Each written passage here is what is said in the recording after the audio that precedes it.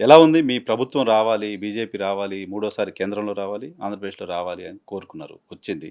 6 నెలలయింది. ఓకేనా? బానే ఉందా ప్రభుత్వం? మేము కోరుకోవడం కంటే జనాలెక్కువ కోరుకున్నారండి. ప్రజల కోరిక మేరకు వాళ్ళే కదా! అంత అత్యధిక శాతం ఓటింగ్ ఇచ్చారు. హ్మ్. అలానే సీట్లను గూడా ఇచ్చారు. ప్రభుత్వంలో కూర్చోబెట్టారు. సో, హ్మ్. వారందరూ కూడా హ్యాపీగా ఉన్నారు. హ్మ్. కాకపోతే లాస్ట్ 5 సంవత్సరాల్లో జగన్మోహన్ రెడ్డి గారు ఆంధ్రప్రదేశ్‌కి చేసినటువంటి విధ్వంసం ఏదైతే ఉందో, హ్మ్. దాన్ని అనుభవించిన ప్రజలు ఇక ఆ ట్రామాలోంచి ఇంకా బయటికి కొద్ది కొద్ది ఇప్పుడిప్పుడే వస్తున్నారు. హ్మ్. హ్మ్. ఎట్ ద సేమ్ టైమ్ కూటమి పైన, హ్మ్. కూటమిలో ఉన్నటువంటి పార్టీల పైన, కూటమి ప్రభుత్వం పైన కూడా చాలా ఎక్స్‌పెక్టేషన్స్ పెట్టుకున్నారు. ఇచ్చారు గూడా మీరు ఆ చాలా ఎక్స్‌పెక్టేషన్స్. ఎక్స్‌పెక్టేషన్స్ పెట్టుకున్నారు. మేమివ్వడం కంటే కూడా హ్మ్. మొదటి నుంచి మేమేమని చెప్పాం కూటమి వికసిత్ భారత్, వికసిత్ ఆంధ్రప్రదేశ్. హ్మ్. అంటే 2 అటు భారతదేశం అభివృద్ధి చెందాలి. అది చెందాలి అంటే అందులో ఆంధ్రప్రదేశ్ అభివృద్ధి చెంది భాగస్వామి కూడా అవ్వాలి అనేది హ్మ్. మా నినాదంగా వెళ్ళాం మేము. హ్మ్. అలానే ఇప్పటివరకు రాష్ట్రం కోల్పోయినటువంటివి వనరులు కానివ్వండి, వనరుల్ని తిరిగి వెనక్కి తీసుకురాలేం గానీ, ఫర్దర్ డ్యామేజ్ అవ్వకుండా చూసుకోవడం కానీ, హ్మ్. లేదంటే ప్రజలకు పడ్డటువంటి కష్టాలని తీర్చడంలో వారికి అన్ని విధాలుగా అటు నైపుణ్యంలో కానీ, ఇటు ఉపాధిలో కానీ, సంక్షేమంలో కానీ, అభివృద్ధిలో కానీ హ్మ్. ఆసరాగా ఉండాలి అనేది కూటమి ప్రభుత్వం అనుకుంది. కూటమి మేనిఫెస్టోనా? అది బీజేపీ మేనిఫెస్టో మీరు చెప్తుంది. కూటమి అంటే 3 పార్టీలు 3 పార్టీల కలిసున్నాయి కదా! మేనిఫెస్టో ఇవ్వలా? 2 పార్టీల మేనిఫెస్టోనే ఇచ్చారు. లేదు. బీజేపీకొచ్చేటప్పటికి కేంద్ర పార్టీకి చాలా అదే. స్పష్టంగా ముందే చెప్పాం. హ్మ్. మాకంటూ కేంద్ర పార్టీకి అంటే హ్మ్. భారతీయ జనతా పార్టీ మేము ప్రభుత్వంలో ఇప్పుడు చాలా రాష్ట్రాల్లో కూడా ఉన్నాం అధికారంలో. హ్మ్. సో, మాకు జాతీయ ఎజెండా ఏదైతే అంటే మేనిఫెస్టో ఉంటుందో సంకల్ప పత్ర, హ్మ్. ఆ సంకల్ప పత్రం ఇచ్చాం. దాంట్లో కులంతో, మతంతో సంబంధం లేకుండా ప్రాంతంతో అంటే మా సిద్ధాంతమే అంత్యోదయ కాబట్టి హ్మ్. వీటిలతో సంబంధం లేకుండా మీరింకొకటి గమనిస్తే ఇక్కడ మేనిఫెస్టో గురించొచ్చింది గాబట్టి, హ్మ్. బీ ఇట్ కాంగ్రెస్ లేదా రీజనల్ పార్టీస్ చూడండి. హ్మ్. కులాల వారీగా డివైడ్ జేస్తారు. అంటే ఈ కులానికి అదిస్తాము, ఈ కులానికి ఇదిస్తాము హ్మ్. అనేసి డివైడ్ చేసి హ్మ్. విభజన చేసి మరీ వాళ్ళు అంటే ప్రజల్లోకి వెళ్ళాలని అనుకుంటారు. హ్మ్. ఆ విధంగా. వాళ్ళేమో కానీ కులాల వారీగా విభజన చేస్తారు. మీరు మతాల వారీగా చేస్తారు. లేదు. మతాల వారీగా చేస్తే గనక ఈ రోజున last 80/20 no, no, no, 80/20 no. నినాదం మీదే గదా! కాదు. అది 80/20 నినాదం మాది హ్మ్. గాదండి. బీజేపీ ఉత్తరప్రదేశ్‌లో మాట్లాడే లేదు. మాటే. లేదు. హ్మ్. చెప్పేదేంటంటే, హ్మ్. అలా గనక మేము అనుకోనుండుంటే, అసలు మత ప్రాతిపదికన గనక మాకలాంటి భేదభావం ఉండుంటే, ట్రిపుల్ తలాక్‌ని తీసుకొనొచ్చి ఇప్పటివరకు మైనారిటీలు మా వైపు వాళ్ళ కోసమే మేము పుట్టామని చెప్పుకునేటటువంటి కాంగ్రెస్ పార్టీ కూడా ఆలోచన కూడా చేయనటువంటి ఆలోచన మేము చేశాము. హ్మ్. ఇప్పటి వరకు భారతీయ జనతా పార్టీ అది జనసంఘ నుంచి మొదలుకుంటే అంటే అప్పుడు అధికారంలో ఉన్న తర్వాత అటల్ బిహారీ వాజ్పేయి గారు ప్రధానమంత్రిగా ఉన్నప్పుడు కానీ, హ్మ్. మొన్న నరేంద్ర మోదీ గారు ఇప్పుడు 10 ఇయర్స్‌లో మీరు చూడండి ప్రతి పథకం గూడా హ్మ్. ఇన్‌ఫాక్ట్ పథకం తీసుకుంటే దాంట్లో ముస్లిం బెనిఫిషరీస్ ఎక్కువుంటారు. హుహు. మేము ముస్లింల కోసమని ప్రవేశపెట్టిన పథకాలు గూడా చాలా ఎక్కువగా ఉన్నాయి. హ్మ్. కాబట్టి వాళ్ళందరూ గూడా మాకు ఓట్లేస్తున్నారు. హుహు. ఈ రోజున మూడవసారి మళ్ళీ కూడా మేము అధికారంలోకి రాగలిగాము అనంటే, అది కేవలం మీరు అనుకున్నట్టుగా అందరూ అనుకుంటున్నట్టుగా హిందువులు మాత్రమే బీజేపీతో ఉన్నారని కాదు. హుహు. దేశ ప్రజలందరూ మోదీ గారిని నమ్మారు సరే అది ఓకే. అనేది. సో, ఆంధ్ర ఆ ఆంధ్ర మేనిఫెస్టోకి సంబంధించి ఆంధ్రప్రదేశ్‌లో ఒక కాదు నిమిషం. కాదు కదా! మేనిఫెస్టోకి సంబంధించి మేము హ్మ్. ఇట్లా మేమెప్పుడు కులాల వారీగా మీరు చూస్తే గనక భారతీయ జనతా పార్టీ హ్మ్. ఎక్కడ ఈ కులం వారికి అదిస్తాము అని ఉండదు. హ్మ్. రైతులు మా మేనిఫెస్టోలో ఏముంటుంది మహిళలు, రైతులు, యువత, హ్మ్. శ్రామికులు. హ్మ్. అంటే ఈ విధంగా హ్మ్. వర్గాల వారీగా వారి కష్టాలను ఐడెంటిఫై చేసి వారికి ఏం చేస్తే బావుంటుందని ఇస్తాం. ఇప్పుడు ఆంధ్రప్రదేశ్‌లో అందుకని ఏమిచ్చారు? ఆంధ్రప్రదేశ్‌లో మేము మేనిఫెస్టో సెపరేట్‌గా ఇవ్వలేదు. సెపరేట్‌గా ఇవ్వలేదు. సెపరేట్‌గా కులాల ఇవ్వలేదు. వారీగా కానీ కులాల వారీగా కులాల వారీగా ఏ తెలుగుదేశం పార్టీ పలానా వాళ్ళకి పలానా, పలానా చేస్తామని చెప్తే, ఆ మేనిఫెస్టోకి మీరు మద్దతిచ్చారు. మేనిఫెస్టో కూటమిలో ఉంటున్నాం కాబట్టి, హ్మ్. ఇప్పుడు జనసేన అండ్ తెలుగుదేశం పార్టీ అంటే మాతో కూడా ముగ్గురు కనుక్కొని వాళ్ళిద్దరు మేనిఫెస్టో పెట్టారు. హ్మ్. దానికి భారతీయ జనతా పార్టీ ఇప్పుడు అమలు చేసేటటువంటి సంక్షేమ పథకాలున్నాయి. హ్మ్. అవే సంక్షేమ పథకాలు ఇప్పుడు వీళ్ళు పెట్టిన మేనిఫెస్టోలో గూడా ఉంటాయి. హ్మ్. సో, అలాగా అలా దాంతో పాటు కేంద్ర ప్రభుత్వం ఇచ్చేటటువంటి పథకాలు గూడా ఉన్నాయి హ్మ్. చాలా మటుకు. హ్మ్. సో, వాటన్నిటికి సంబంధించి మేము మద్దతునిచ్చాము. హ్మ్. కొన్ని ఈ 2 పార్టీలు ఇప్పుడు ప్రతి పార్టీకి ఒక ఆత్మ ఉంటుంది. అంటే వాళ్ళకంటూ ఒక సొంత ఐడియాలజీ అంటూ ఉన్నా లేకపోయినా హ్మ్. ఆఫ్‌కోర్స్ బీజేపీకి మాత్రమే ఇప్పటివరకు అంటే ఒక ప్రాపర్ మొదటి నుంచి ఐడియాలజీ ఉంది. అంటే టీడీపీ, జనసేనకి కూడా లేదు. వాళ్ళకుంటుంది. వాళ్ళకొక లక్ష్యం ఉంది. హ్మ్. నేను చెప్పే అధికారంలో. సిద్ధాంతం ఉంటుంది. హ్మ్. కాకపోతే మొదటి నుంచి కూడా పార్టీ పెట్టినప్పటి నుంచి ఈ రోజు వరకు లేదా ఈ భారతీయ జనతా పార్టీ ఉన్నంత వరకు కూడా ఒక సిద్ధాంతం ఉండి దానికి అనుకూలంగానే పరిపాలన చేస్తుంది మేము. హ్మ్. మిగతా వారికి సిద్ధాంతం లేదు అనట్లేదు. హ్మ్. కాకపోతే వారేంటంటే అక్కడున్నటువంటి లోకల్ పరిస్థితులు అంటే వారి స్థానికంగా ఉన్న పరిస్థితులు అనుకూలంగా వారు పాలన చేయాలనుకుంటారు. సో దాని మీరు ప్రకారం సో సో మేనిఫెస్టో సో మీరు తయారు సో సో చేశారు. మీరు కులాల వారీగా మేనిఫెస్టోలు ఇవ్వరు కాబట్టి, హ్మ్. ఆంధ్రప్రదేశ్‌లో తెలుగుదేశం, జనసేన కులాల వారీగా ఇచ్చిన మేనిఫెస్టోతో మీకు సంబంధం లేదా? ఎందుకు మీరు వాళ్ళు కూడా కులాల వారికి ఇచ్చారని ఎందుకు ఎందుకు? అనుకుంటున్నారు? వాళ్ళు ప్రయారిటీస్ ఆ బీసీలకు విధంగా బీసీలకు చేసుకున్నారు. బీసీలకు వాళ్ళు 85,000 పెన్షన్ ప్రయారిటీస్ ఇస్తారు. ఆ విధంగా చేసుకున్నారు. ఏ విధంగా అయితే మేము వర్గాలకి లాగా చేసుకున్నామో, హ్మ్. హ్మ్. వీరు ఆ విధంగా అంటే చేసుకున్నారు. అలా ఇవ్వటం దాంట్లో తప్పు అనేది తప్పేముంది? అలా ఇవ్వటం తప్పు అనేది మీ మీ వాయిస్‌లో నేను సెన్స్ తప్పేముంది అని అడుగుతున్నా. ఆ!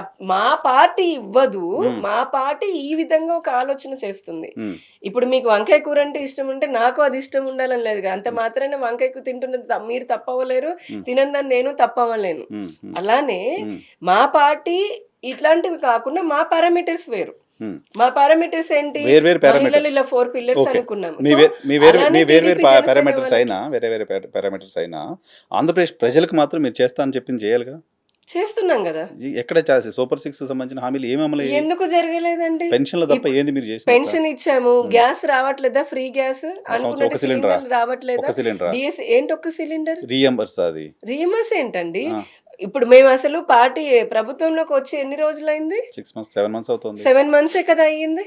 ఇప్పుడు ఈయన చేసినటువంటి 5 సంవత్సరాలది 50 సంవత్సరాలు చేయాల్సినంత ఒక మనిషి హ్మ్. ఏ విధంగా అయితే దేశంలో కాంగ్రెస్ హ్మ్. ఉన్న 7 దశాబ్దాలలో 700 సంవత్సరాలకు కావాల్సినంత చేస్తుందో నష్టము, హ్మ్. ఇంకా చేస్తూనే ఉంది. విభజన చేస్తున్నట్టుగా. హ్మ్. జగన్మోహన్ రెడ్డి కూడా అదే అలాంటి పాలనే కదా అందించింది. హ్మ్. ఆ ట్రామా నుంచి బయటికి రావాలంటే ప్రభుత్వానికి కూడా టైం పడుతుంది. మీరు ఇప్పటికీ చూడండి రోజు పేపర్‌లో వస్తుంది. హ్మ్. ప్రభుత్వం అని చెప్పింది కూడా కొంతమంది అధికారులు సహకరించట్లేదు. ఎందుకంటే ఆ మాయలో పడిపోయారు. ఆ జగన్ మాయలో పడిపోయారు. హ్మ్. అది జనమంతా జగన్ మాయలోంచి బయటకొచ్చే కదండీ 164 సీట్లు మీకిచ్చింది. ఇచ్చారంట. అధికారులు ఇంకా అధిక రాలా. అందుకే అధికారులు అంటున్నాము. ఇంతమంది జనాలను తీసుకొచ్చినోళ్ళు జ అధికారులని ట్రాన్స్‌లోకి తీసుకెళ్ళలేకపోతున్నారా? చేస్తున్నాం కదా! ఆ! చేస్తున్నాం. ఐడెంటిఫై చేయడము. ఇప్పుడు ఒక్కొక్క విభాగంలో విచ్చలవిడిగా అవినీతి చేశారు. హ్మ్. ఆ అవినీతిని కనుక్కోవడానికి కొంత సమయం పట్టింది. హ్మ్. ఈలోపు వరదలు రాష్ట్రమంతా వరదలని చెప్పని చాలా బీభత్సం వచ్చింది. హ్మ్. తర్వాత ఒక పక్క అమరావతి డెవలప్‌మెంట్ అనండి. ఇంకొక పక్క ఇండస్ట్రియల్ కారిడార్‌లు అనండి. హ్మ్. ఇంకో పక్క పోలవరం ప్రాజెక్ట్ అనండి. హ్మ్. ఇలాగా అభివృద్ధి ఏదైతే ఇన్‌ఫ్రాస్ట్రక్చర్ పార్ట్ ఉందో అది. ప్లస్ సంక్షేమానికి సంబంధించి కూడా ఇచ్చినటువంటి హామీలు ఏవైతే ఉన్నాయో. హ్మ్. ఇప్పుడు ఆర్టీసీకి సంబంధించి కూడా కమిటీ వేశారు. దాదాపుగా అది మరీ ఆల్‌మోస్ట్ తొందరలో దుర్మార్గం గదండీ! దేనికండి? మీరసలు బీయింగ్ ఏ వుమెన్ ఆ! మీరెలా దాన్ని సపోర్ట్ చేస్తారు? బీయింగ్ ఎ ఇందులో మీరు వుమెన్ కాదు. అవ్వాల్సిందేముందండి? మహిళల్ని చీట్ చేయటం కాదది? ఎందుకు చీట్ చేయడము? ఎందుకు చీట్ చేయటం? మేమేమైనా కర్ణాటక జగన్‌మోహన్ రెడ్డినా? కర్ణా లేదంటే కర్ నేను వైఎస్ఆర్‌సీపీ పార్టీ లేదు లేదు. నాయకురాలనుకున్నారేంటి? లెట్ మీ ఆలోచన కూడా చేయకుండా నవరత్నాలంటే కనీస అవగాహన కూడా వాళ్ళు లేకుండా కాదండి. వైసీపీ బడ్జెట్ ఎంత ఉంటుందో కూడా ఆలోచన చేయకుండా, ఆ!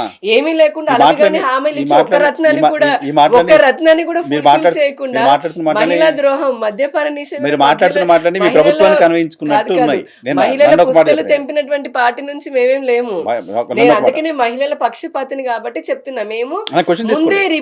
ముందే జాగ్రత్తగా అన్ని అంశాలు, ప్రతికూల అంశాలు, అనుకూల అంశాలు కూడా జాగ్రత్తగా సర్వే చేసుకొని, దాని ప్రకారం ఇచ్చేటటువంటి సొల్యూషన్ పర్మనెంట్‌గా ఉండాలి. ప్రజలందరికీ 2 అందుబాటులో ప్రశ్నలు. ఉండాలని మేము 2 ప్రశ్నలు. చేస్తున్నాము. జగన్మోహన్ రెడ్డి విధ్వంసం నుంచి మీరు బయటికి తీసుకొస్తున్నారు. జగన్మోహన్ రెడ్డి చేసిన దోపిడీ నుంచి ప్రజలకు సాంత్వనిచ్చే ప్రయత్నం మీరు చేస్తున్నారు.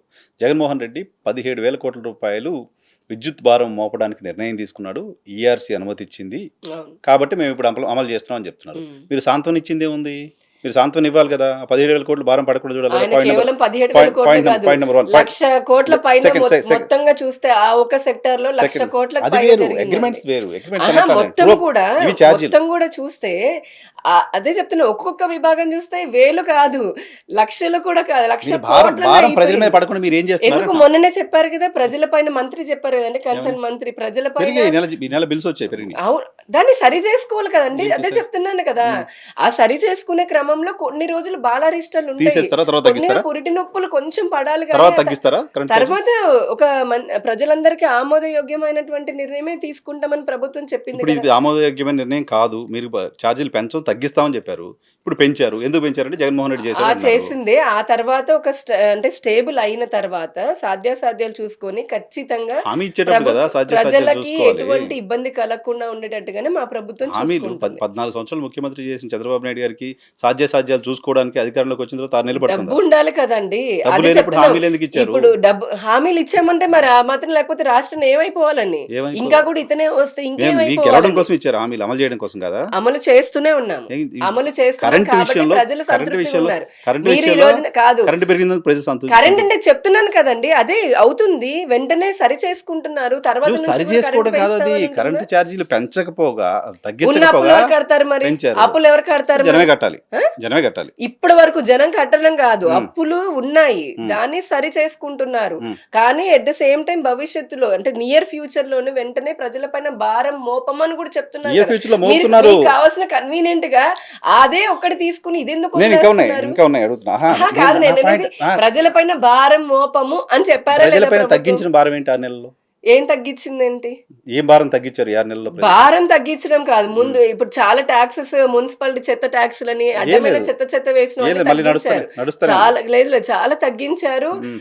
రిఫార్మ్స్ తీసుకొని వస్తున్నారు, పాలసీలో కూడా చేంజ్ చేస్తున్నారు. ఇవన్నీ రిఫార్మ్స్, జరుగుతూనే పాలసీలు, ఉన్నాయి డెవలప్మెంట్ కదండి. ఇవన్నీ పెద్దవాళ్ళకి ఎవరికి అర్థం కాని పెద్ద కాదు, మాట్లాడడం ప్రజలకి మాలాంటి ఓట్లేసిన పేదవాళ్ళకు, పెద్దవాళ్ళు కాదు. లేమెన్కి, ఇవన్నీ నమ్మి ఇదే లేమెన్కి చెప్పాము, ఇవన్నీ నమ్మి సామాన్య ప్రజలే ఇచ్చారు ఓట్లు వేశారు మాకు. కదా.